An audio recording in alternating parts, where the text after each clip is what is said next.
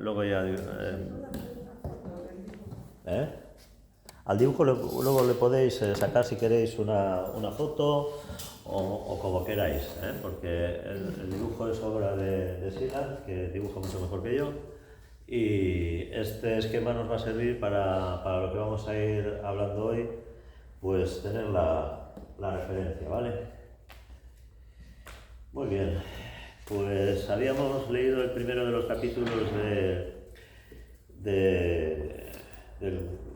del proceso, sobre todo hablando del proceso evolutivo, ¿sí? Y hoy vamos a centrarnos un poquito más en la constitución del ser humano. El ser humano es un ser muy complejo. A nadie se le escapa que somos bastante complicados. Algunos más que otros, ¿verdad? Como seguramente tendréis experiencia en vuestras relaciones humanas, personales y demás. Pero todos somos muy complicados, ¿sí? Y bueno, pues, ¿cómo es el ser humano? ¿De qué está hecho? Es algo de lo que desde la noche de los tiempos los grandes sabios y maestros de todas las tradiciones se han ido ocupando y han tratado de ir dando unas referencias lo más clarificadoras posible para que nos entendamos a nosotros mismos y podamos también entender a los demás, ¿sí? Y esto es muy importante, porque cuando no entendemos a alguien, nos enfadamos, conflictuamos, nos enfrentamos, lo rechazamos, ¿sí? Y genera mucho sufrimiento, Es un sufrimiento gratuito, como dicen los budistas, porque es perfectamente evitable con un poco más de entendimiento de lo que es el ser humano. Y ese entendimiento empieza por uno mismo. La autoobservación y el autoconocimiento te permite darte cuenta qué es lo que hay ahí adentro y por lo tanto qué es lo que hay también en la persona que tienes enfrente, ¿sí? O a tu lado, o encima tuyo en un escalafón jerárquico en el trabajo, por ejemplo, o en la familia, que también los hay, o en lo que sea, ¿sí? En lo que sea. Entonces, es muy importante para evitar conflicto, sufrimiento y malvivir, ¿no? Que en definitiva de lo que se trata es de que podamos tener una vida gratificante, ¿no? No solamente en el sentido del placer, sino gratificante evolutivamente. Si tú estás constantemente enfadado, en el rechazo, te sientes mal porque otro te ha despreciado a lo mejor, etc., el proceso evolutivo no va a ser agradable, no va a ser fácil, ¿sí?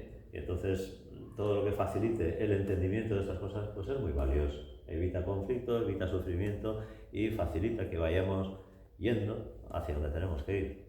¿A dónde tenemos que ir, Pedro? Al séptimo cielo. Al séptimo cielo. Bueno, pues vamos allá. En el capítulo precedente ya se ha puntualizado que el hombre tiene una constitución muy compleja y que funciona en diversos vehículos de conciencia. La conciencia del hombre tiene sus raíces y es parte de la conciencia del logos de nuestro sistema solar en un plano más superior y desciende peldaño a peldaño hacia abajo, hacia el plano físico que está ubicado, por así decirlo, en la periferia de la conciencia divina.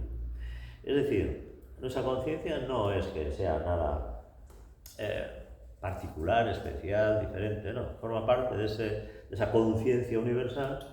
Y una chispa, una parte infinitesimal de esa conciencia universal es la que funciona en cada uno de nosotros, permitiéndonos hacernos conscientes de lo que sea, que seamos capaces de darnos cuenta. Porque tampoco todo el mundo nos damos cuenta de lo mismo. Hay conciencias muy básicas, muy rudimentarias, que apenas se dan cuenta de lo más simple, ¿no? Si hace frío, si hace calor, si tienes hambre, si tienes frío, no sé, si te duele la rodilla o te apetece un bocadillo de lo que sea, ¿sí? Poco más. A mucha gente incluso diferenciar, hacerse consciente de que los pensamientos van para un lado y las emociones, los sentimientos van para otro, le resulta tremendamente complicado porque todo está metido en el mismo saco y todo nos parece que es lo mismo. Y no es así.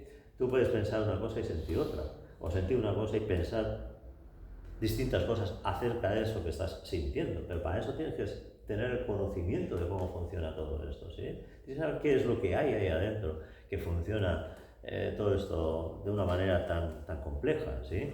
Y esa conciencia es algo a cultivar, es algo a desarrollar, es algo en lo que con tu esfuerzo y tu dedicación vas poco a poco haciendo que se vaya expandiendo, que se vaya abriendo, que se vaya haciendo más grande, más consciente, y que como consecuencia de esa expansión de la conciencia haya más comprensión y sabiduría. ¿Y qué ocurre cuando hay más comprensión y sabiduría? Pues que hay menos sufrimiento. Más comprensión y sabiduría, menos sufrimiento, ¿sí? Lo cual parece interesante, ¿no? Bueno, pues vamos a ver cómo va todo esto. En cada plano del sistema solar, esta unidad de conciencia individualizada se abastece de materia perteneciente al plano y gradualmente prepara un vehículo a través del cual pueda actuar en ese plano con una eficacia siempre en aumento. Tenemos para nuestro estudio una de esas unidades de conciencia y observemos de una manera amplia y generalizada unos cuantos hechos relativos a los vehículos correspondientes y a su relación de uno con otro. Ya estuvimos comentando que en esa complejidad del ser humano y que por lo tanto esos niveles de conciencia distintos que podemos tener están directamente relacionados con los distintos cuerpos o vehículos que nos permiten tener la experiencia de la vida, ¿sí? Una cosa es la vida, que no es tuya ni mía, ni es la vida universal, y otra cosa es que esa porción de vida que está en mí me permita tener unas experiencias en la vida cotidiana, interactuando con el mundo que me rodea, personas, cosas, situaciones, lo que sea, ¿sí? Y esa interacción, esas experiencias, me permiten ir desarrollando conciencia. Cuanto más despierto esté, cuanto más esté por la labor de trabajar la conciencia, más aprenderé, más me daré cuenta, más desarrollaré aún más la conciencia, etc., ¿sí? Pero es algo que me atañe a mí, a cada uno, consigo mismo y con su trabajo. Y para eso tenemos distintos vehículos, distintos cuerpos, lo físico, lo emocional o astral, lo mental inferior, lo causal o el alma humana, lo mental superior, etc., ¿sí? Que iremos viendo con la ayuda... Buenos días, por mi va. Buenos días. Con la ayuda del esquema, que es diferente del que estamos acostumbrados a manejar en las clases de yoga habituales, pero que en realidad es lo mismo. Aunque el dibujo sea diferente y los nombres tengan alguna diferencia también, de lo que está hablando es de lo que somos, de lo que tenemos, y que por lo tanto, ¿qué es lo que tenemos que ir reconociendo nosotros y en todo cuanto existe? ¿Sí? Eso es de lo que se trata. El primer punto a tener en cuenta con relación a estos vehículos es que a medida que nos encaminamos desde la periferia hacia el centro, los vehículos se hacen cada vez menos materiales y la conciencia se va convirtiendo en más predominante cada vez. Dice Madhava, nuestro maestro, que el yoga es un viaje hacia uno mismo, hacia el ser, que empieza en la punta de la nariz y va hacia adentro, ¿sí? Y en la medida que vamos profundizando en ese conocimiento de sí mismo, la conciencia se hace más sutil, más capaz de percibir lo menos perceptible, lo más difícil de percibir, ¿sí? Y cada vez es más capaz de percibir incluso eso. Por eso decía antes, ¿no?, que hay conciencias muy rudimentarias, muy básicas, que apenas se dan cuenta de muy poca cosa, ¿sí? En la medida en que la conciencia va siendo trabajada, va siendo desarrollada, se le va ayudando, es capaz cada vez más de darse cuenta más, de hacerse más consciente de cosas más difíciles todavía de darse cuenta, ¿sí? Ese es el proceso, ¿sí? Según la doctrina oculta, el sistema solar, en su total integridad, deriva y está asentado en la conciencia del globo solar. Y la manifestación en los planos sucesivos significa una materialización cada vez mayor de su vida y la reclusión de su conciencia tras velos progresivamente más densos. Es decir, en la medida en que la manifestación se produce, el que esa conciencia universal que se va a manifestar en los individuos, en la manifestación, ¿no?, en todo cuanto existe, se va cubriendo de esos cuerpos o vehículos que son cada vez más densos y por lo tanto dificultan todavía cada vez más la apariencia, la radiación de esa conciencia universal que está en cada uno de nosotros, pero que se ve impedida de radiar, de expresarse, de manifestarse fuera por todos esos vehículos, por todos esos cuerpos. El trabajo consiste en ir sutilizando esos vehículos, esos cuerpos, de ir trabajando lo físico, lo emocional, lo mental, etcétera, para que permitan a esa conciencia universal, que en cada uno está individualizado, expresarse, manifestarse y funcionar desde ahí, no desde la personalidad, desde las emociones, los sentimientos o las creencias o lo que cada uno le salga, ¿sí? Ese es el trabajo que tiene que irse dando con todo esto, ¿no?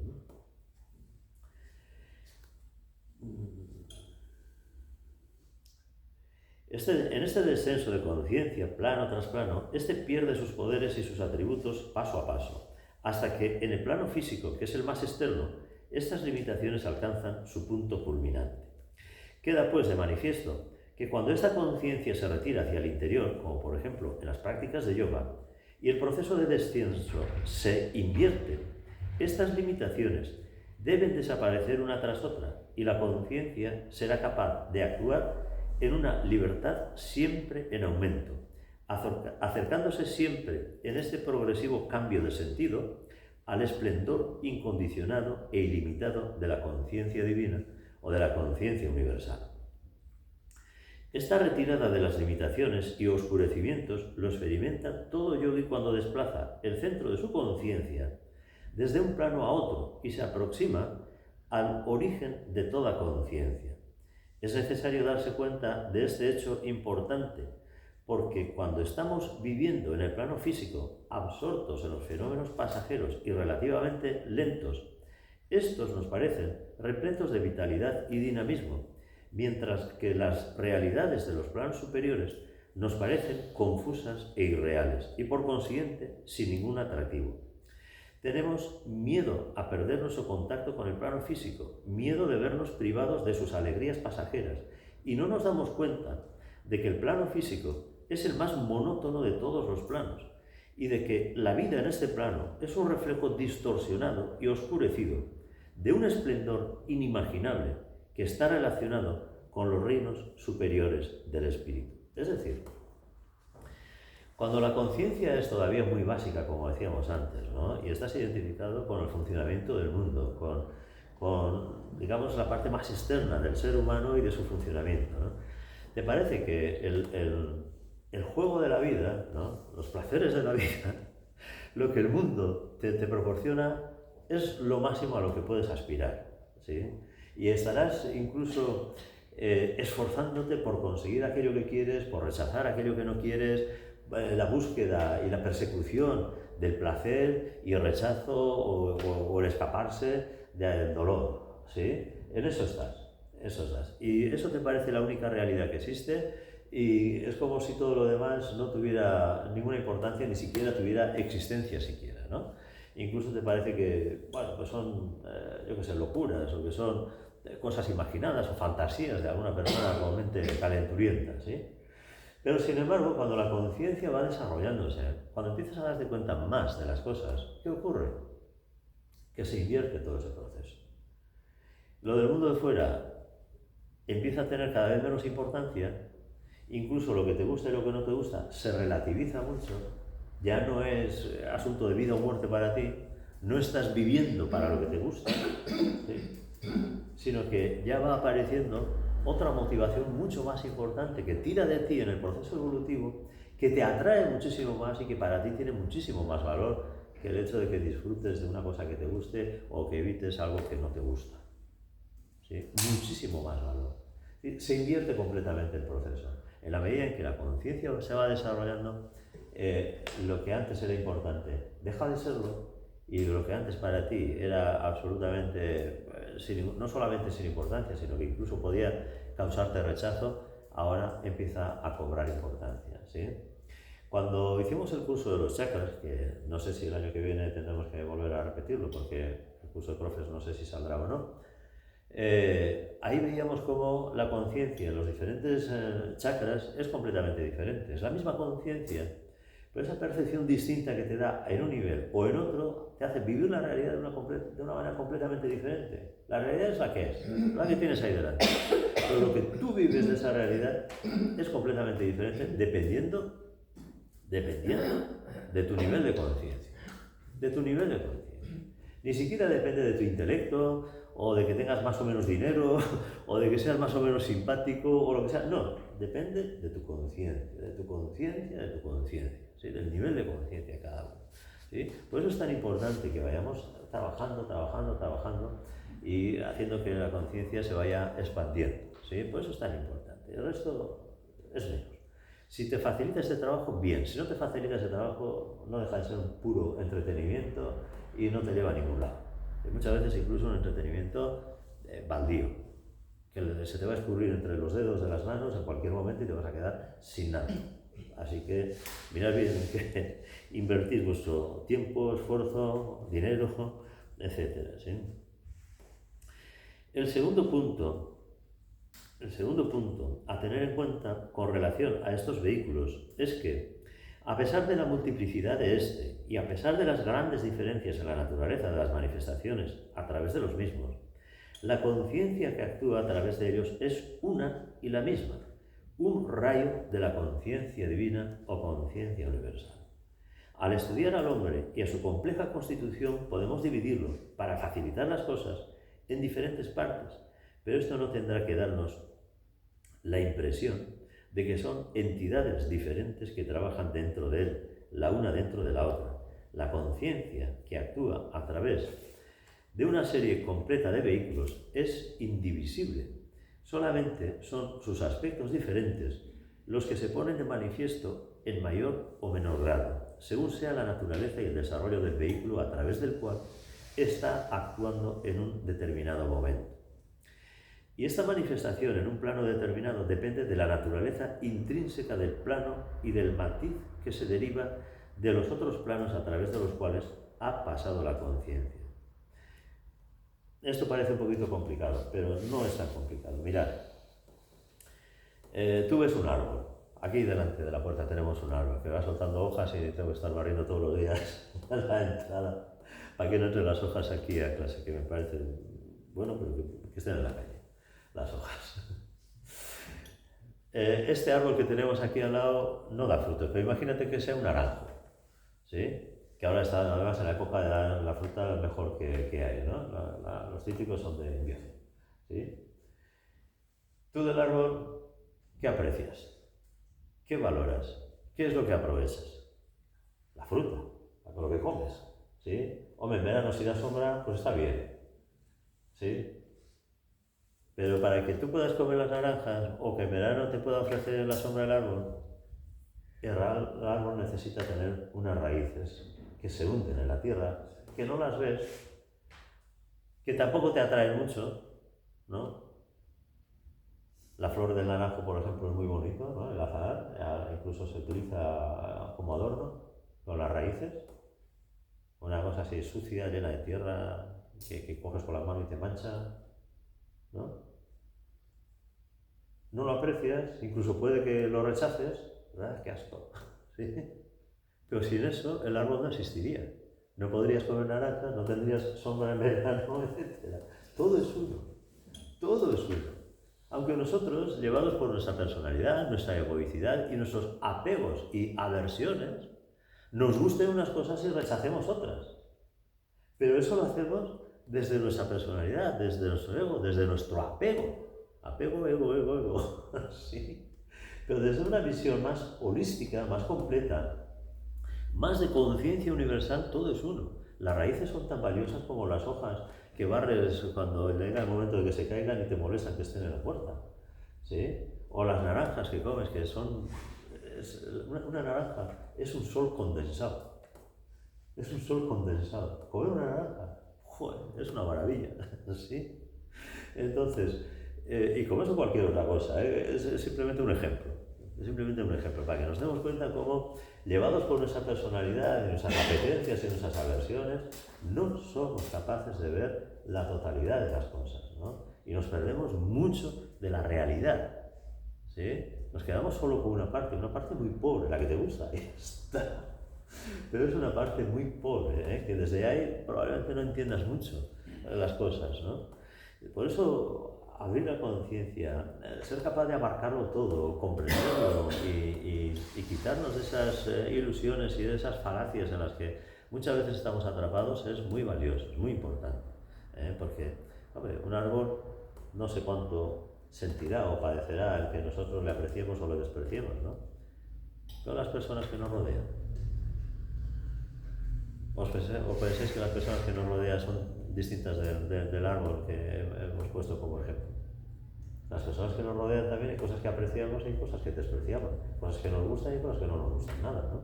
Pero vemos la totalidad, vemos lo que es el ser humano como tal. No solamente las cosas que nos gustan o que no nos gustan de una persona, ¿sí? Sino todo, ¿no? ¿Y qué tiene que ver esa persona contigo? No a nivel de afecto, ternura, empatía o lo contrario, ¿no? Odio, aversión o lo que sea, ¿no? Sino como una gota de agua, igual que tú en el océano de existencia en el universo, ¿sí?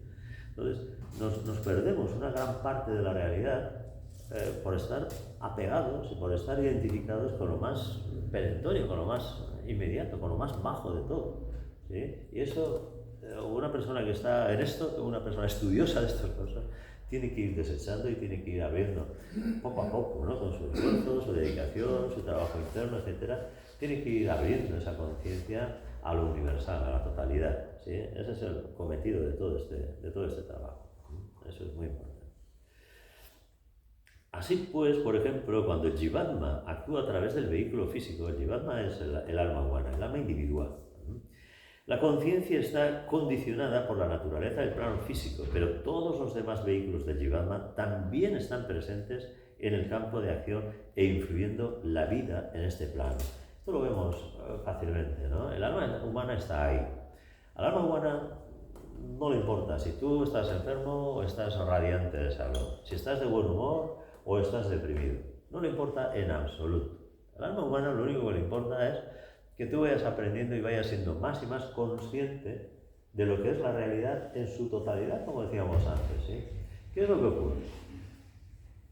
Que si los vehículos a través de los cuales el alma se sirve para aprender y para hacerse más consciente no están en sus mejores condiciones, como por ejemplo cuando te enfadas, cuando te deprimes, cuando te dejas tomar por la ira, etcétera, ¿sí? O cuando estás roendo la venganza y todo ese tipo de cosas que no nos pasan eso nunca a nadie, ¿no, Samu? Nunca nos pasan esas cosas, ¿verdad? ¿Está en condiciones tu alma de aprender? No, joder, no. Está bloqueado, está ahí constreñido, por eso que tus vehículos te están haciendo sentir y experimentar. ¿Qué es lo que tiene que darse para que haya un aprendizaje del alma? Que haya calma, tranquilidad, paz interior. ¿Qué decimos que hace falta para meditar? Paz interior y silencio en la mente, ¿sí? Entonces es cuando puedes abrir la conciencia, ¿no? Entonces, en la vida cotidiana también, si no estás en esas condiciones, tu vida es un desastre. Tu vida es un desastre. Y encima, no te sirve para aprender.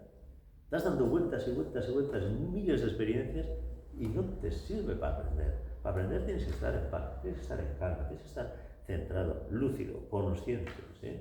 Y cuando te pasan esas cosas de la personalidad, que nos pasan a todos, que aquí no se libra ni Dios de estas cosas, pues no estás en condiciones. No estás en condiciones de aprender, ¿sí? Por eso es tan importante el trabajo que de distintas disciplinas, el yoga entre ellas, ¿no? Pues nos invita a que vayamos desarrollando, ¿no? A que estemos en paz, a que estemos con una mente abierta, lúcida, con capacidad de absorber la experiencia hacia una percepción más profunda de la realidad, etcétera, ¿sí? Si no te preparas de esa manera, si no haces ese trabajo, para y vámonos, no hay nada, no hay nada. Ir tirando. Joder, eso es todo lo que esperas de la vida, ir tirando. ¿Qué es eso? No, ir tirando. Eso ya lo hace cualquier bicho que anda suelto por ahí, ¿no? Como un bicho que anda suelto por ahí, no da más de sí, tu vida, tu existencia no es más que eso. Pues qué peliña, ¿no? Que dices aquí en Galicia, qué peliña. Joder, eso es todo. Qué frustración. Yo recuerdo que ya con 6, 7 años decía, joder, veía a la gente más mayor, todos eran más mayores que yo. Bueno, menos uno que acababa de nacer y decía, joder, ¿y ¿a qué habrá venido al mundo este? Mi hermano más joven, 6 años menos que yo. Los demás todos eran mayores. Y decía, yo miraba cómo funcionaba la gente y decía, ¿y esto es todo? ¿A esto he venido yo al mundo? No puede ser. No puede ser que yo me convierta en esto. No puede ser. No puede ser. Yo me revelaba y decía, no puede ser. Esto es la vida, apaga y vámonos. No puede ser que sea esto la vida. Entonces, bueno, afortunadamente a partir de ahí empecé a espabilar y sí, recuerdo muy pronto empezar a cuestionarme las cosas y a mirar y a aprender y a darme cuenta y a buscar y a buscar y a buscar y a buscar, ¿no? Muy pronto, ¿sí? No me conformaba con cómo veía que era el mundo, la gente a mi alrededor, ¿no? Así que no os conforméis. Da igual, no importa que en lugar de 6 años tengas 60 años, dale caña, muévete y ponte a hacer cosas para aprender y mover tu sentido de las cosas, tu conciencia, todo. No puede ser de otra manera, no puede ser de otra manera. El hecho mencionado demostrará la necesidad de abordar el problema del conocimiento de sí mismo de una manera amplia, teniendo en cuenta nuestra constitución total. Todos nuestros vehículos están relacionados entre sí y son interdependientes. Y en cierto modo, nosotros no podemos modificar el uno sin modificar también los demás. Si una persona desea un buen estado de salud emocional, no puede aislar su vida emocional y preocuparse únicamente de eso. También tiene que preocuparse de su vida mental y física. Y si quiere ser realmente concienzudo, tendrá que preocuparse también de su naturaleza espiritual.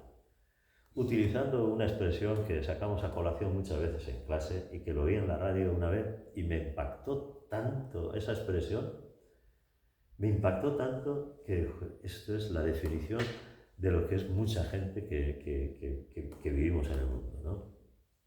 Un cacho de carne con ojos. Un cacho de carne con ojos. Para la inmensa mayoría de la gente, eso es lo que somos. Porque cuando vas a un sitio, ¿de qué te preocupas? Del físico. ¿Que hoy no hacemos gimnasio? Que estás hablando mucho hoy. ¿No te han dicho nunca en clase eso? Casi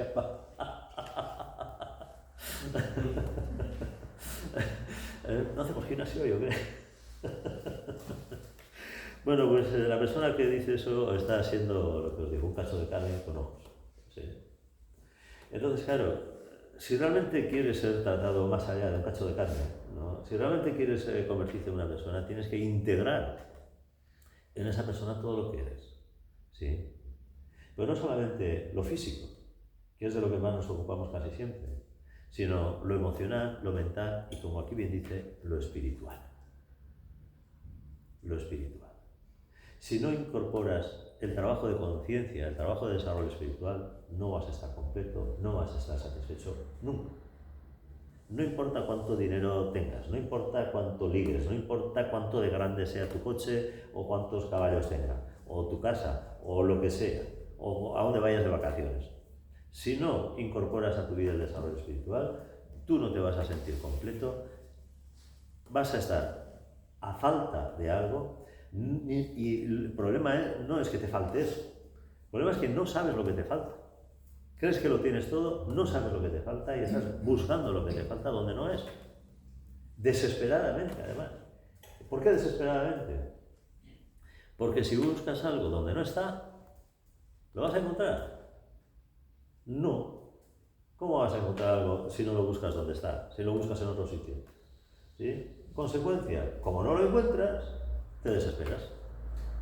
Por eso digo que buscas desesperadamente y nunca satisfaces esa necesidad de completarte como ser humano porque no incorporas este desarrollo espiritual a tu vida.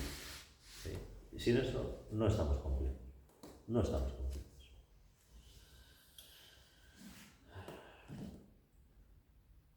El siguiente punto a tener en cuenta con relación a estos vehículos es que, aunque los diferentes vehículos de un Jivatma determinado están en planos diferentes y la manifestación de la conciencia que está actuando a través de ellos difiere de plano en plano, parecen actuar en series de tres.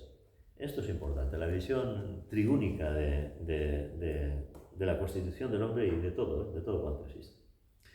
La conciencia que actúa conjuntamente en cada serie es una unidad, aunque esta unidad está subordinada a la mayor unidad del siguiente nivel superior de manifestación y contenida en el mismo. Esto queda ilustrado en el diagrama de la página siguiente, la página 3, que es este diagrama.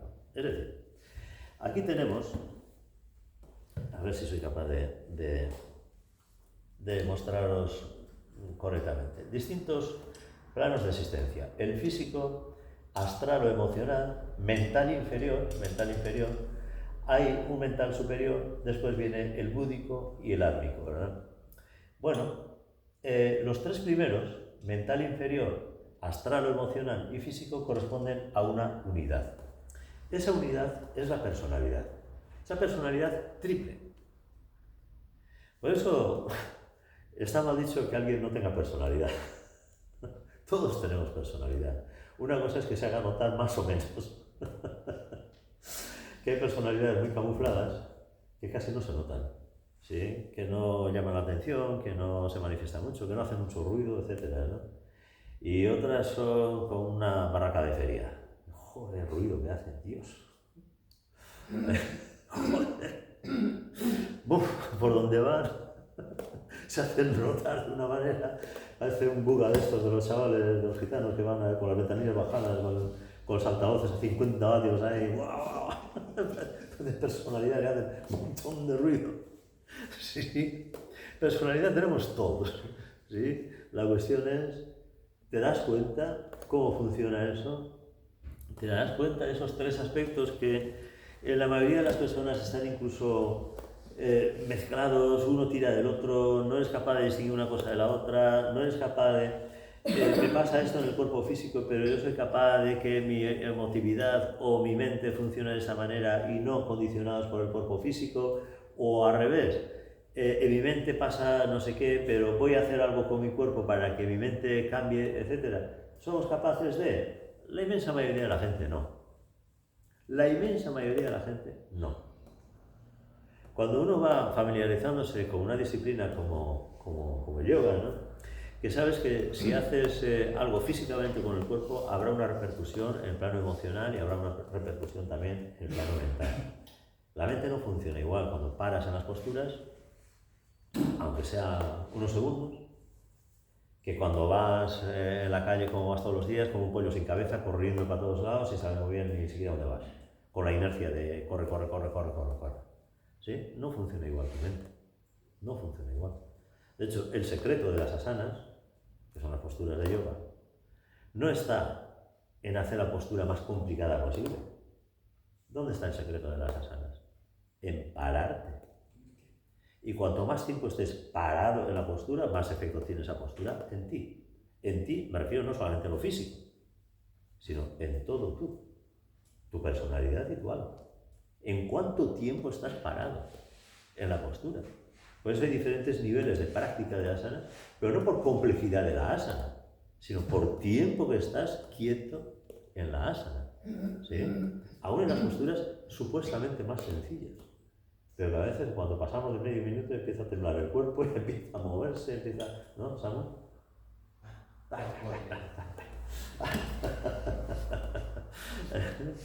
Entonces, ¿veis cómo muchas veces venimos a todas estas cosas con una referencia que no es válida en absoluto, porque estamos en otra cosa, estamos siendo un cacho de carne con ojos, no nos enteramos de nada. Menos mal que en algún sitio hay algunas personas que te van explicando estas cosas y te vas enterando, o por lo menos tienes la oportunidad de enterarte un poquito más cómo va todo esto y de ver con otros ojos esta realidad, ¿no? Y de vivirlo también con otra perspectiva y con otro sentido todo esto, ¿sí? Porque si no, esto no sería más que una práctica de gimnasia exótica, ¿sí? Que está muy de moda y claro, como la rubia de turno va también a hacer yoga, pues no. Oye, yo como me quiero parecer a la rubia de turno, pues yo también hago, si Madonna hace yoga, yo hago yoga, ¿no? O sea, como tú empiezas a parecerte a Madonna, tenemos un problema. Bueno, también Sting hace puedes sacar en yoga. los vídeos después. Sí, también Sting hace yoga, así que tú puedes parecerte a Sting.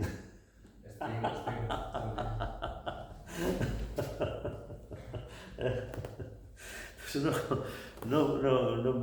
no puede ser así, no puede ser así. Tener otro sentido, otro criterio, otra proyección de todo esto. Y eso que estamos diciendo. Entonces, como decíamos, esa triple personalidad que es, por decirlo de alguna manera, la primera tríada, ¿no? Después está la siguiente tríada que ya es también, que es individual, pero ya empieza a rozar con lo universal, que es el cuerpo causal, que es el alma humana.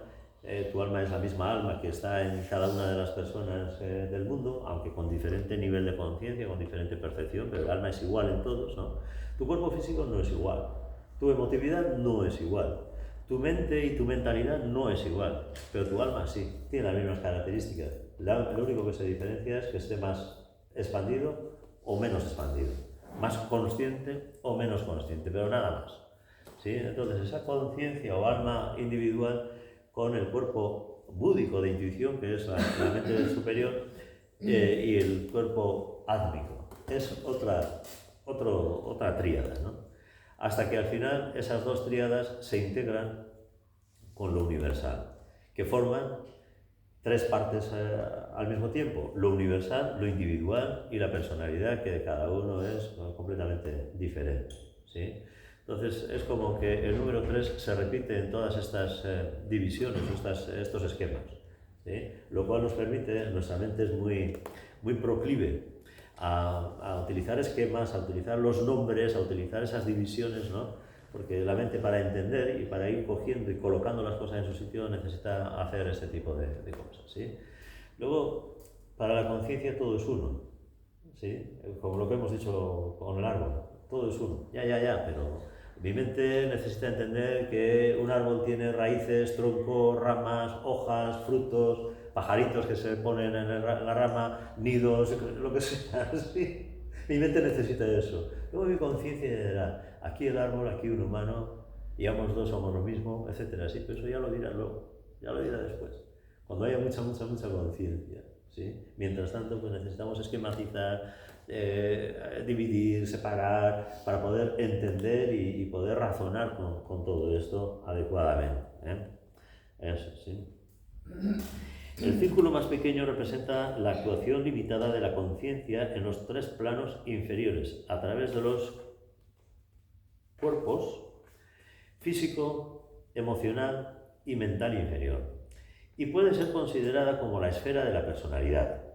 El círculo siguiente representa la esfera de la individualidad, que actúa a través de los cuerpos átmico, búdico y causal, e incluye en sí la personalidad. La individualidad está a su vez contenida en la conciencia más amplia de la mónada, que tiene sus raíces en el plano Adi, actúa en el plano Anupadaka y ejerce su influencia en el plano átmico de una manera que nosotros no podemos comprender en los planos inferiores. No os rompáis la cabeza con los nombres en sánscrito tampoco, ¿eh? Simplemente quedaros con la idea que desde lo universal se precipita a lo individual, a lo particular, ¿sí? Y que todo está incluido en el todo, ¿sí? Y por otra parte, la mónada, de manera incomprensible, está contenida dentro de la omniabarcante conciencia de Logos. Así pues, vemos que la personalidad, la individualidad y la mónada son manifestaciones parciales e indistintamente limitadas de la conciencia del Logos, siendo cada manifestación superior, más completa que la inferior, y conteniendo la inferior dentro de su mayor amplitud. La personalidad, la individualidad, la mónada y el logos son denominados respectivamente Jiva, Jivatma, Atma y Paramatma en la terminología hindú, que son las palabras que tenemos ahí en la pizarra, ¿sí? Eso. Pero insisto, no os rompáis la cabeza con los nombres, ¿sí? Sino con la idea. Quedaros con la idea y trabajar con la idea. Lo de los nombres ya lo puedes buscar en cualquier libro, en cualquier sitio. Pero la idea no te la va a dar el libro. La idea la tienes que trabajar tú, con tu sentido, con tu percepción, con tu razonamiento. Tienes que ir comprendiendo y haciendo tú tu trabajo de integración en ti. La idea, ¿sí? Quedaros con eso. tratemos de comprender qué son estos tres componentes de nuestra constitución total uno por uno. La personalidad es aquella conciencia humana común y limitada que actúa a través de los cuerpos físico, emocional y mental inferior. De la misma manera que estos tres vehículos son temporales y se forman de nuevo en cada encarnación, es obvio que la personalidad es una manifestación temporal y se disuelve y desaparece a medida que estos tres cuerpos se desintegran, uno después de otro, durante la progresiva retirada de la conciencia que tiene lugar después de la muerte. Si bien la conciencia, al actuar a través de la personalidad, no es nada más que un rayo de sol de la conciencia divina, sin embargo, y como consecuencia de las limitaciones y de las ilusiones de los planos inferiores, este conocimiento de su origen divino se pierde y llega a la existencia una entidad temporal que se considera independiente y separada de las demás. Esta entidad se mueve de acá para allá en la escena del mundo durante unos cuantos años, se retira a los planos más sutiles después de la muerte del cuerpo físico y después de haber pasado un tiempo más o menos largo en estos planos, se disuelve finalmente y desaparece para siempre. Y los hombres, al identificarse con esta entidad ilusoria, están absortos en sus triviales intereses sin pensar en su importante destino y en la vida más espléndida que se esconde detrás de la máscara de la personalidad. A ver, hemos leído muchas cosas. Vamos a ir por partes. Es muy importante que seamos capaces de ver la personalidad en toda su complejidad y que seamos capaces de ver más allá de la personalidad y de entender cómo es el proceso de disolución de la personalidad una vez que se produce ese fenómeno al que llamamos muerte. Que no es tal muerte, sino es la disolución de los distintos cuerpos de la personalidad. E insisto en esto, de la disolución. ¿Veis un cuerpo serrano como este, verdad? Este cuerpo está así de maravilloso porque la vida y la conciencia están aquí. En el momento en el que la vida ¡pop!, se retira de aquí y viene un señor vestido de blanco con un cacharrito aquí colgando y pone su firma en un papel que pone ha dejado de funcionar. Es el certificado de defunción. Ha dejado de funcionar. ¿Qué ha dejado de funcionar? El cuerpo físico. ¿Sí? ¿Por qué ha dejado de funcionar? Porque lo que hacía que funcionara y que estuviera formado con cuerpo físico se ha retirado, se ha quitado. Es como si le quitas el enchufe al radiador, ya no calienta. ¿Y qué ocurre con el cuerpo cuando eso se retira? Que se convierte en un amasijo de sustancias asquerosas. ¿Sí? Este cuerpo con tanta gracia y belleza que veis, de pronto en unos cuantos días se convierte en una asquerosidad a la que nadie se quiere acercar. ¡Buah! Quita para allá. ¿Sí? Pero si es el mismo cuerpo que estaba antes. ¿Qué diferencia hay entre ese cuerpo que te da asco ahora y ese otro que antes te llamaba tanto la atención y que querías que...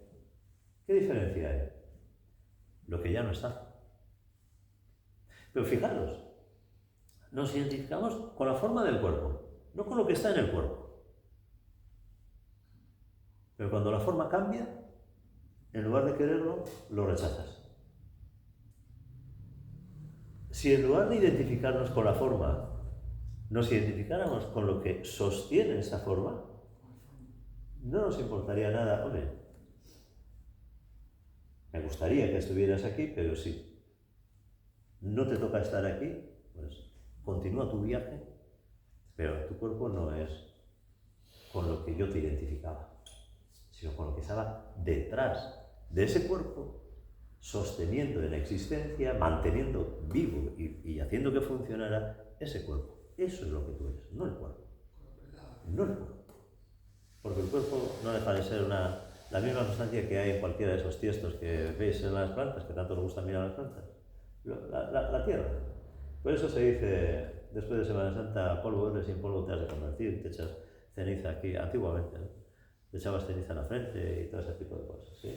Para recordarte que eres tierra. Tu cuerpo, ¿cómo se llama el cuerpo físico en la filosofía védica? Annamaya Kosa, ¿sí? La envoltura construida con los alimentos que ingerimos. En los alimentos que ingerimos, ¿qué son? Tierra. Por lo tanto, tu cuerpo no es más que tierra. No es más que tierra.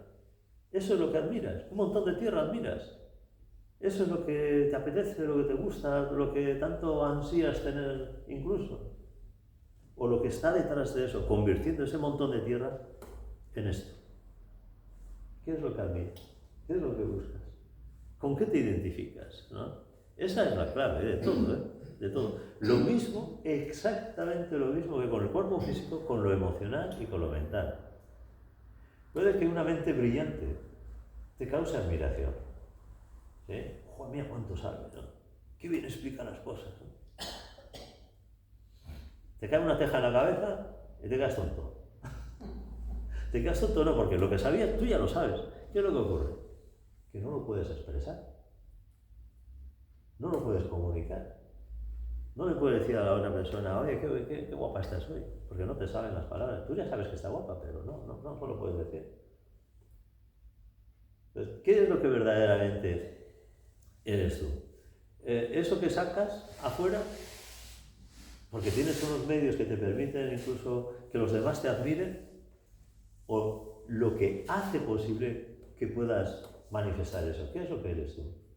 Te das un golpe en la cabeza y todo eso se queda en nada. ¿Sí? Tú sigues siendo tú igual, ¿no? Lo único que el vehículo a través del cual tú te expresabas y te comunicabas ya no te funciona. El otro día preguntaba a alguien en clase, ¿no? Sobre las personas que sufren Alzheimer, por ejemplo, ¿no? Si están evolucionando, bueno, hombre, si la evolución del alma, de la conciencia, se produce a través de los vehículos con los cuales tienes experiencia de vida, ¿sí? Y te permiten aprender de esa experiencia, si el vehículo se estropea, ¿qué experiencia tienes? No hay experiencia. No hay experiencia de aprendizaje. No hay experiencia de aprendizaje. Tú imagínate que tienes un coche para viajar.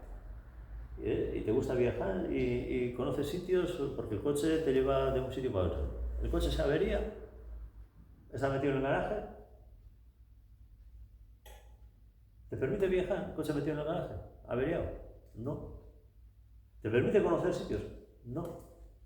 Estás ahí, quieto parado. La conciencia sigue estando ahí. El alma humana sigue estando ahí. Impoluta, indestructible. No le afecta nada. Pero los vehículos que le sirven para vivir la experiencia ya no le sirven. Queda limitado en ese sentido. Por eso es lo que ocurre con los distintos cuerpos. Admiramos el vehículo y no admiramos la conciencia que está viviendo la experiencia a través de esos vehículos. Nos identificamos con los vehículos, incluso nosotros mismos, con el cuerpo, con la emotividad, con el conocimiento que tengo, etcétera, ¿sí? Con mi capacidad de razonar, mi inteligencia, ¿verdad? Pero no nos identificamos con lo que hace posible que todo eso funcione y con lo que está aprendiendo a través del funcionamiento de todo eso, ¿sí? Ese es el gran error del ser humano y eso es lo que nos lleva a la desesperación, ¿no? Al no darnos cuenta qué es lo que realmente somos y no ser capaces de diferenciar eso que realmente somos de lo que tenemos. Nos identificamos con lo que tenemos, que son los vehículos, los cuerpos, y no con lo que somos, que es el alma humana, el ser, ¿sí? Y de esa confusión es lo que se denomina avidya en la filosofía del yoga, ignorancia. Ignorancia no es ser tonto, ignorancia es no conocer la verdad de la realidad, ¿sí? Eso es.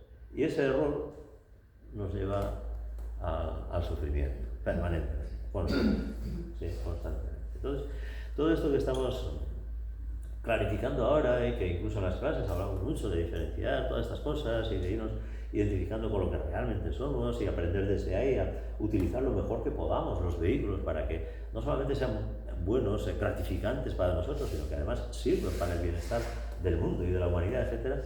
Pues eso es lo que lo hace posible, esa capacidad de distinguir una cosa de la otra. ¿No es capaz de distinguir eso? Pues estás perdido, estás perdido.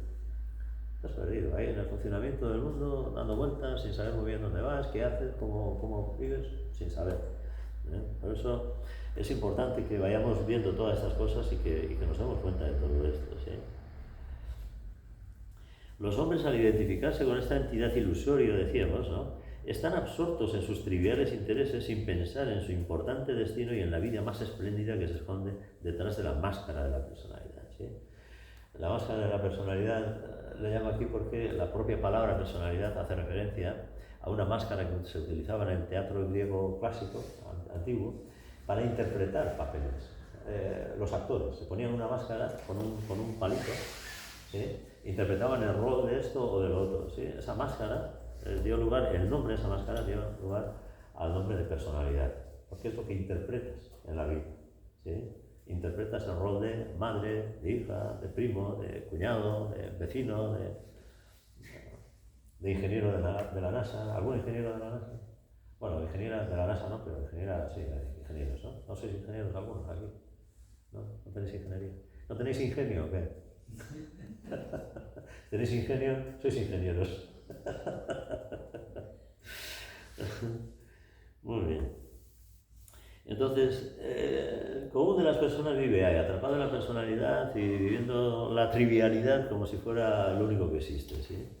Unos cuantos de toda esta humanidad que ven a través de esta ilusión emprenden el camino del sendero que finalmente les conduce hacia la realización de su naturaleza divina y los capacita para utilizar la personalidad como instrumento de su yo superior.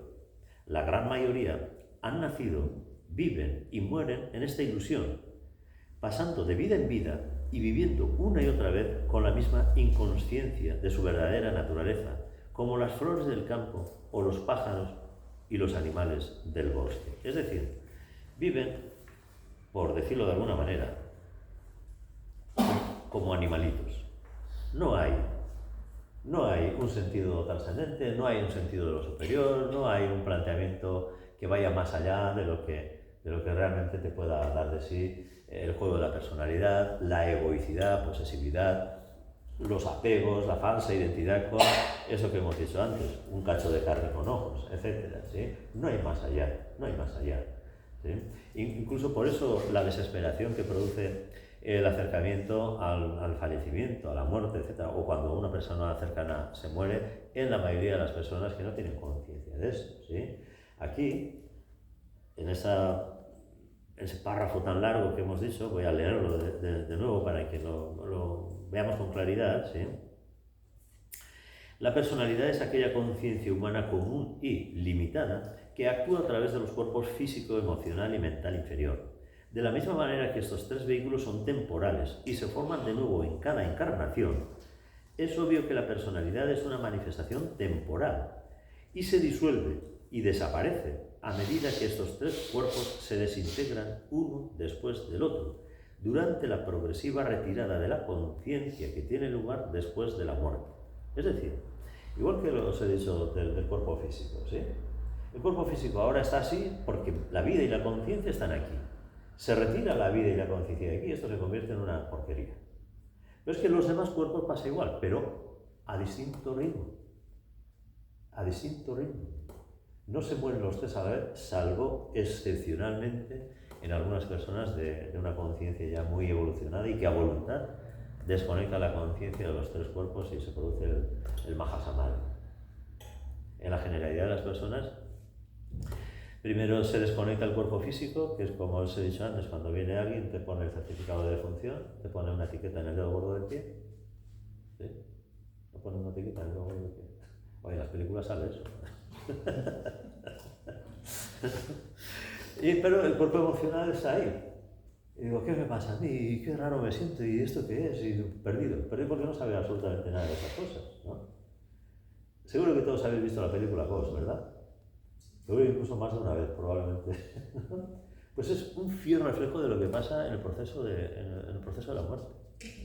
Ghost. ¿Sí? Ghost. Con Demi Moore así haciendo alfarería y esas cosas, ¿no?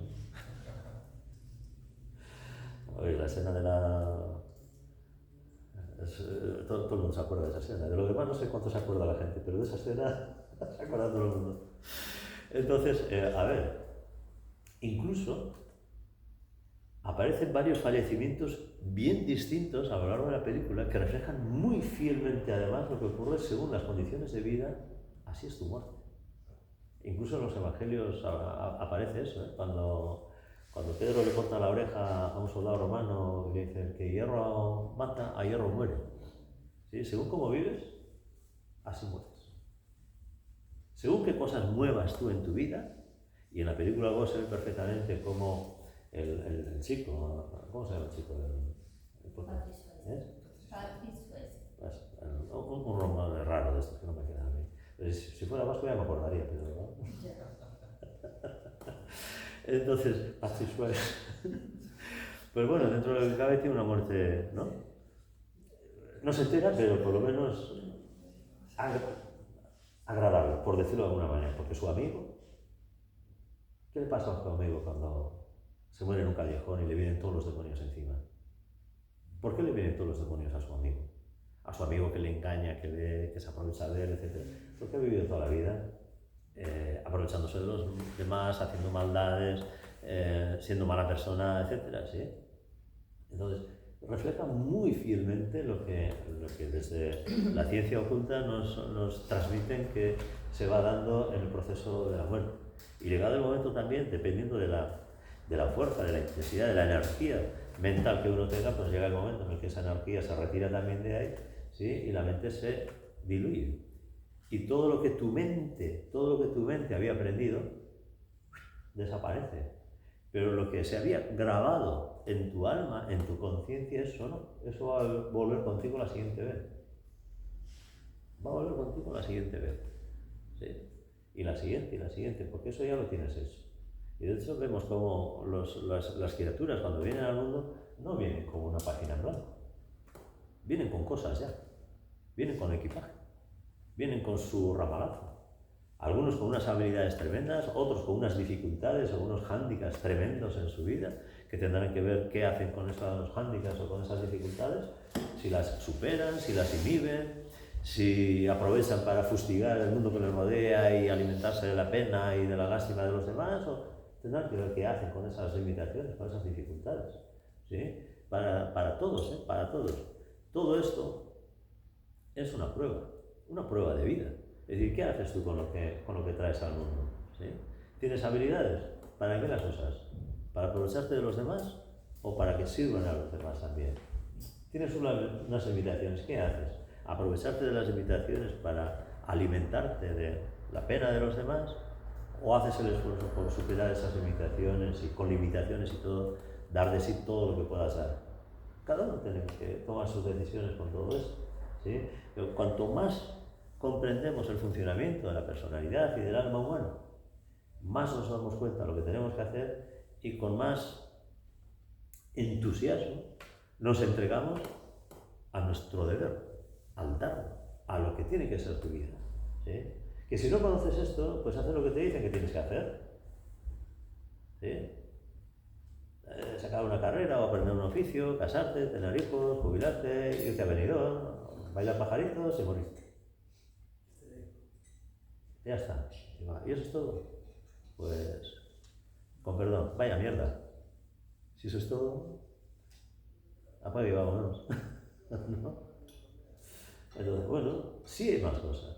Y sí hay algo en lo que te puedes implicar. Y sí hay algo que realmente es importante y muy valioso para ti y para los que estén a tu alrededor. Pero tú tienes que ocuparte en mover eso, en hacer eso, en que se vaya dando. ¿Sí? Eso está puesto.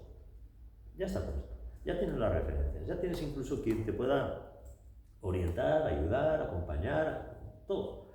Pero el trabajo lo tiene que hacer cada uno. Cada uno tiene que hacer su propio proceso. ¿Sí? Eso es lo que nos corresponde a cada uno. Bien, vamos a leer un poquito más para completar esto que estamos leyendo, que llevamos en una hora, pero bueno, vamos a terminar esto. El siguiente elemento superior de nuestra constitución interna es la individualidad.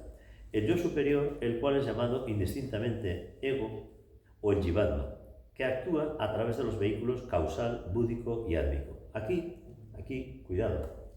No confundáis el ego, que es el yo superior, el yo verdadero, con lo que nosotros denominamos ego, que es la personalidad. Podríamos hablar de un ego pequeño o con letra pequeña, y con un ego grande o un superego, con letras mayúsculas, ¿sí? Que en cierta ocasión que estaba Madaba hablando de esto en Cestona, la gente de Eibar le estaba mirando así como ojos como platos, porque resulta que en Eibar había una fábrica que se llamaba Superego.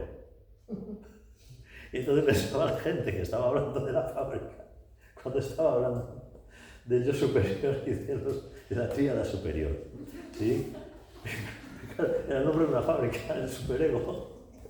Los Eibar son así. Yo no sé si el que le puso nombre a la fábrica sabría lo que hizo, pero bueno, dio lugar a una confusión muy curiosa. Entonces, aquí cuando se refiere al ego es a la tríada superior, al ego con mayúsculas, por decirlo de alguna manera. Nosotros llamamos ego a la personalidad porque su característica es la egoicidad. Egoicidad, posesividad, apego, etc. ¿Sí? Por eso le llamamos ego, pero es el ego pequeño, el poco yo, que llaman algunos, el poco yo, porque el otro es el yo superior, el yo verdadero. ¿Sí? La individualidad representa el elemento espiritual en el hombre y es el yo inmortal que dura de vida en vida y que gradualmente desarrolla todos los atributos y poderes divinos de su interior durante el largo periodo eónico de su evolución. Igual que en la actuación de los cuerpos físico, emocional y mental inferior existe una especie de unidad y cohesión que comunica a la conciencia que actúa a través de ellos un sentido de personalidad, de la misma manera los tres cuerpos superiores que actúan en los planos átmico, búdico y mental superior están entrelazados de alguna manera y proporcionan una especie de unidad a la conciencia que trabaja a través de ellos, y a esta conciencia unificada se le denomina individualidad. Es decir, la personalidad es una, aunque tenga tres aspectos, y en la medida en que tú vas manejándote con eso, puedes incluso que tu mente piense de una manera, aunque sienta la emotividad cosas que no son paralelas a lo que sientes, a lo que piensa tu mente, ¿sí? Puedes pensar de forma diferente. Es decir, tú puedes en un momento dado sentir miedo, pero no tienes por qué caer en unos pensamientos catastrofistas. Puedes pensar cómo salir del miedo, de eso que te produce miedo, qué hacer con eso, en lugar de dejarte llevar y hacer de aquello algo tremendo. Cuando no hay capacidad de diferenciar, hay sota caballo rey. Todo va al unísono. Sientes miedo, ya está tu mente armando la bola. ¿Sí? Ahora, si tienes un poco más de conciencia, puedes en un momento dado sentir miedo, pero no dejarte llevar por el miedo y empezar a pensar qué hacer con eso que te da miedo y cómo salir de ahí. Ya hay un conocimiento ya importante de la personalidad, hay un manejo sobre la personalidad que la generalidad de las personas no la tienen, ¿eh? La generalidad de las personas no la tienen por puro desconocimiento de cómo funciona esto. Se dejan llevar. ¿Sí? Entonces, bueno, la persona estudiosa y que va trabajando sí es capaz de hacer esto, sí es capaz de darle la vuelta a esto, ¿sí? Pero, sin embargo, tienes esa conciencia de unidad de la personalidad, ¿sí? Físico, emocional y mental. Pues hay conciencia de unidad también entre el cuerpo causal, que es el alma humana, lo átmico y lo búdico, ¿sí? La intuición y la conciencia vital, ¿sí? La conciencia de vida, de existencia, ¿sí? Como una unidad, como una individualidad. Entonces, aunque sean aspectos diferentes, esos tres, esa tríada superior también forma una unidad. Eso es lo que de alguna manera representa esto. Se le denomina individualidad. Esta individualidad, aunque actúa bajo las limitaciones de los planos respectivos, está todavía por encima de muchas de las ilusiones más vulgares que nublan la visión de la personalidad y que hacen que ésta se considere a sí misma como una entidad separada, luchando por su existencia, independiente contra todas las demás manifestaciones de la vida divina. El hombre, como yo superior, es consciente de su naturaleza divina e inmortal, es consciente de la unidad de la vida y de su unidad con esta vida, y reconoce el propósito divino en su evolución. Tiene memoria de todas las vidas por separado, a través de las cuales ha pasado en las personalidades sucesivas. Puede identificarse en la conciencia de todos los seres vivientes a través del vehículo búdico y a través del vehículo álmico puede alcanzar la conciencia divina. Eso de tener memoria de todas las vidas por separado no es tan sencillo. Poder se puede, ¿sí? Pero no es tan sencillo. Gradualmente, a medida que la evolución avanza, aparecen en la individualidad en un grado de constante crecimiento, el conocimiento, la sabiduría y el poder, que son los atributos de la vida divina, porque su futuro es el futuro de algo cuyo crecimiento y esplendor no tienen límites. Es decir, en cuanto pasamos de la percepción y de estar identificados con la personalidad a una conciencia de lo superior, de lo trascendente, y vamos identificándonos con lo espiritual que hay en nosotros, ya de esas limitaciones que tiene la personalidad y lo físico, vamos pasando a otras cosas, ¿no? Y se relativiza mucho, pero muchísimo, lo que esté pasando en lo físico, ¿sí?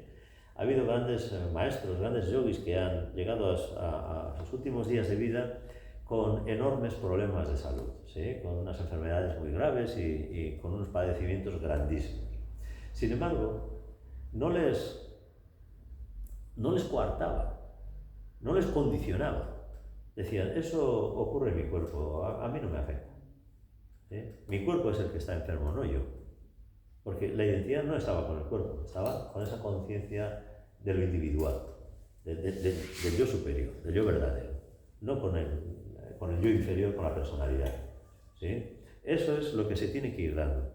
¿Cómo se da ese proceso? Pues muy especialmente a través de la meditación, a través de la experiencia meditativa. Porque, ¿qué es lo que hemos hecho cuando nos hemos puesto a meditar durante unos minutos? Yo soy eso que ve.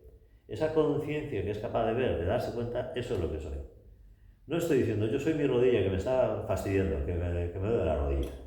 No, la rodilla es algo que tengo, que en este momento, bueno, hoy está mejor, debe ser que el sol ha salido y está mejor y no me da mucho la vara a la rodilla. Pero el día que me da para la rodilla y está ahí la rodilla ahí como pinchándome, ¿no? ¿Qué digo? ¿Yo soy la rodilla? No, yo sigo diciendo, yo soy eso que ve. Yo soy esa conciencia que está ahí viendo, que sí que la rodilla me duele, pero ahora déjame en paz, que ahora tengo que estar en la conciencia, no en la rodilla. ¿Sí? Esa diferenciación. Que sé que no es fácil, sobre todo cuando hay dolor, o cuando hay un problema emocional importante, yo que sé, afectivo, o lo que sea, ¿sí? Que te está chinchando, que te está pinchando, que te está corroendo, etcétera, ¿sí? Ya, no es fácil. Pero que no sea fácil no significa que sea imposible. Significa solamente que hay que trabajar un poco más para superar eso, para trascender eso, para ir a otra cosa, ¿sí? Es que esto es muy difícil, ya. ¿Y qué? ¿Porque sea difícil lo vas a dejar? Hazle, ponte a ello, haz que las cosas funcionen, ¿sí? ¿Subir al Everest es fácil o es difícil? Hombre, ahora te llevan con un helicóptero, te sueltan ahí y ya está, sacan la foto y te vuelves a casa y listo, ¿no? Pagas no sé cuánto y ya. Pero... ¿no? Empieza por subir al Galiñero, empieza por subir a, pues yo qué sé, a Peñatrevinca, a Picos de Europa, date una vuelta por el Pirineo, ¿sí? Sube algunos 3000 por ahí, ¿no? Luego ves subiendo y ya llegarás el momento en el que vayas a hacer los 8000, ¿no? Poco a poco, progresivamente, ¿sí? Claro que es difícil, pero si te empeñas, si ves que algo es importante, te esfuerzas, ¿sí? Haces fácil lo difícil, practicando, trabajando con todo esto, ¿sí? Trabajando con todo esto. Pero incluso este yo superior inmortal, que es ese elemento espiritual en el hombre, no representa el aspecto más elevado de su naturaleza. Dentro de él mora eternamente la mónada, el purusha de la filosofía Sankhya. La filosofía Sankhya es la Advaita Vedanta, es decir, el uno sin segundo. El alma de la Vedanta, el ser misterioso sobre el cual no podemos formarnos ninguna idea, aunque él es el mismo corazón de nuestra compleja existencia. El ego, el superego, es inmortal y aunque tiene una vida inconmensurablemente larga comparada con la personalidad, sin embargo, por llegar a la existencia en un momento determinado con la formación del cuerpo causal, también tiene que dejar de existir. Pero la mónada está más allá del tiempo y vive en la eternidad. Ella es una, en esencia, con el logo solar. Es un rayo de sol divino que tiene sus raíces en el plano Adi, siendo su centro de conciencia en el plano Anupadaka y dominando e influyendo la individualidad en el plano álmico. nos puede llevar un poco confusión con los nombres. Ya digo, no os quedéis con los nombres, quedaros con esta idea. El superego es inmortal y aunque tiene una vida inconmensurablemente larga comparada con la personalidad, sin embargo, por llegar a la existencia en un momento determinado con la formación del cuerpo causal, también tiene que dejar de existir. Pero la mónada está más allá del tiempo y vive en la eternidad. Ejemplo que siempre ponemos en clase cuando hablamos de la experiencia meditativa, de la conciencia individual, de la conciencia universal, etc. ¿Qué ocurre con el río Lagares cuando llega a San Miguel? Deja de existir como río Lagares. Pero deja de existir lo que es el río. ¿El río qué es? Agua. Agua que va entre unas casas, entre unas fábricas, entre unos prados un poco más arriba, etc. ¿Sí? El río es agua. El río no son las casas, las fábricas, los prados por donde va el río. El río es agua. ¿Qué ocurre con esa agua cuando llega a San Miguel? ¿Desaparece? No, sigue estando ahí. Pero ya no está como río Lagares, individualizado, separado del resto del agua de la ría y del resto del agua del Atlántico y del resto del agua del planeta Tierra. Es una con todo. ¿Alguna vez ha dejado de ser agua el río Lagares? No, aunque tenga muchas sustancias, a veces con espuma incluso, circulando por ahí, pero el río sigue siendo agua, todo el tiempo ha sido lo mismo.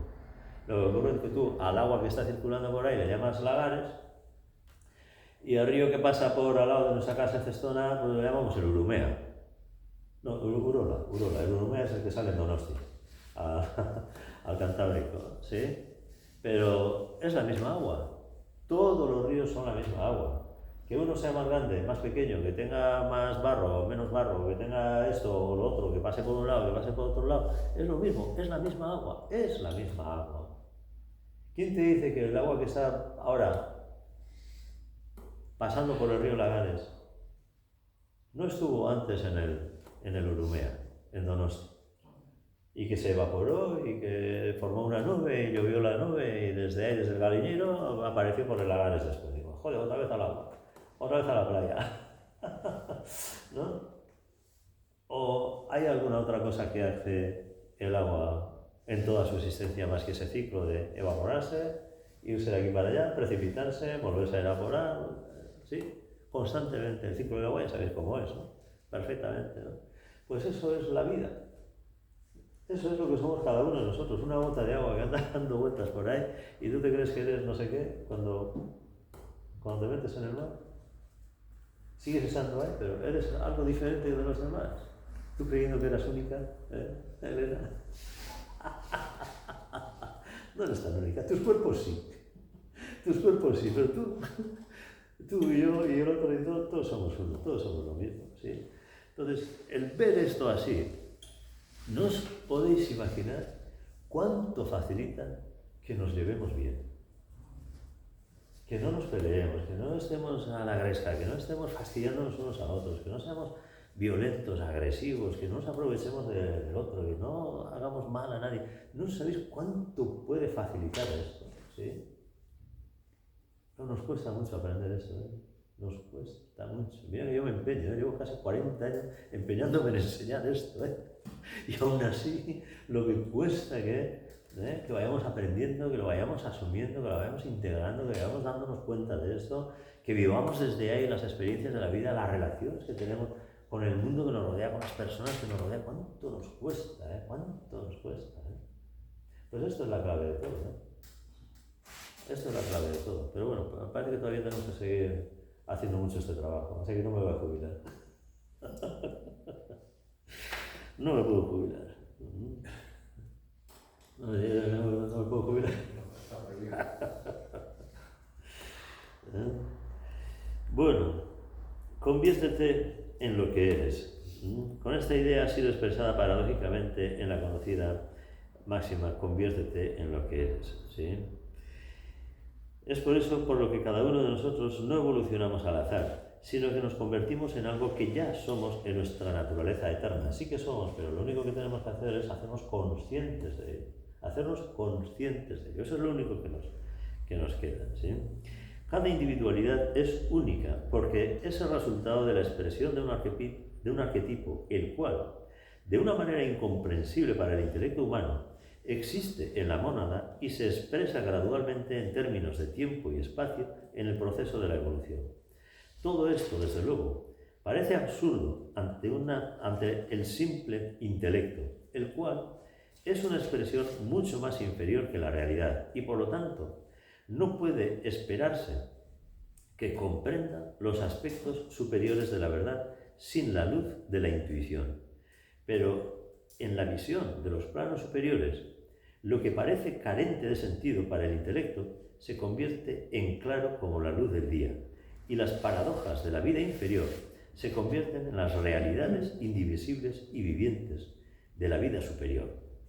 Vemos, pues, que aunque cada unidad individual de conciencia, llamada mónada o purusha, como último análisis, es simplemente un centro a través del cual encuentra expresión en los diferentes planos, la conciencia y la vida del logos, sin embargo, al considerar la constitución total de esa unidad, hemos de tratar con tres elementos claramente señalados y delimitados. Cada componente inferior es una expresión parcial y más limitada del siguiente componente superior, y su propósito, en el esquema evolutivo, es ayudar al desarrollo de este componente superior. Es decir, poco a poco, hacernos más y más conscientes de todo esto y desde lo inferior ir escalando, ir subiendo peldaños, más conciencia, más conciencia, más conciencia. Cuando en el curso de los chakras vamos explicando cómo la conciencia va ganando consciencia, es decir, luz con la que ve las cosas y por lo tanto comprende más la realidad, es el proceso evolutivo de cada uno de nosotros, ¿sí? Desde esa conciencia rudimentaria que antes decíamos, ¿no?, que apenas te das cuenta de lo que pasa en ti, hasta esa conciencia ya de lo superior, de lo trascendente, de lo espiritual, que desde el intelecto no puede coger, no puede enganchar, pero desde ahí arriba sí que ves lo que hay desde abajo. El ejemplo que ponemos siempre cuando explicamos esto: tú empiezas a subir una montaña y desde abajo de la montaña no ves la cima, pero según vas subiendo, vas viendo cada vez más cerca la cima y vas viendo también lo que veías antes abajo. Y desde arriba lo ves todo, ¿sí? Desde abajo no lo ves, pero según vas subiendo vas viendo más, y vas viendo más, y vas viendo más. Y desde la cima de la montaña lo ves todo. Pues este es el proceso. Desde nuestra conciencia limitada ahora, tenemos la comprensión que tengamos, y nuestro intelecto da de sí lo que puede dar de sí.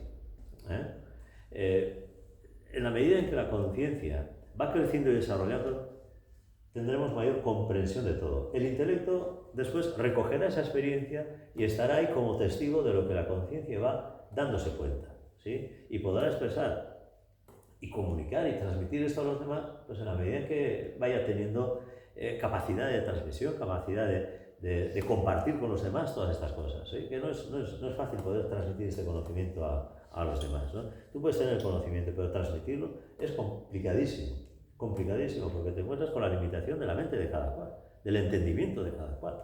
Entonces tenemos que ir viendo ahí poco a poco cómo podemos poner el intelecto al servicio de esa intuición que empieza a percibir lo superior, lo trascendente, y todo lo que se va colando de ahí, todo lo que se va apareciendo ahí, que a través del intelecto que cada vez entiende mejor, lo vaya transmitiendo, lo vaya compartiendo también, que lo vaya haciendo que participen los demás también, ¿sí? Eso es de lo que se trata. Y bueno, pues iremos viendo estas cosas en los próximos días. Por hoy ya nada más. No sé si tenéis alguna pregunta, alguna sugerencia, alguna cosa que queráis que comentemos. Yo sé que todo esto muchas veces se hace un poco abstracto, que es difícil de seguir.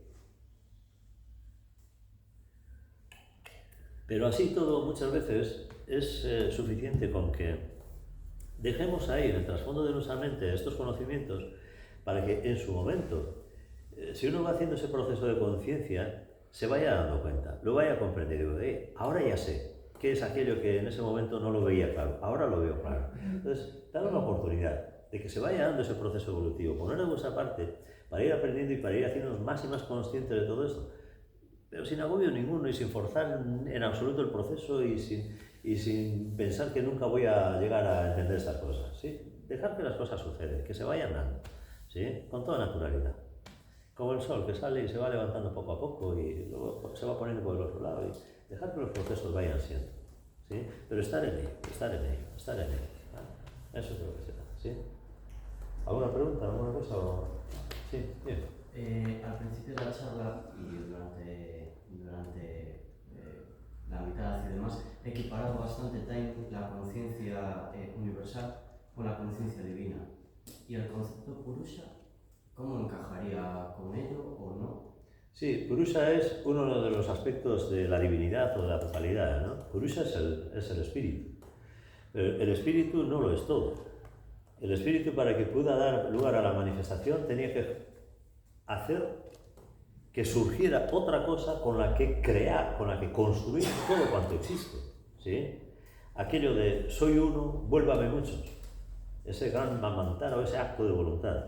Pero para volverse muchos, el espíritu necesitaba otra cosa, que es la Shakti, la energía, con la cual, como los dos principios fundamentales, masculino y femenino, dan lugar a toda la creación, ¿sí? Pero sin esa parte Shakti, tampoco hay manifestación. Purusha solo no puede hacerlo todo.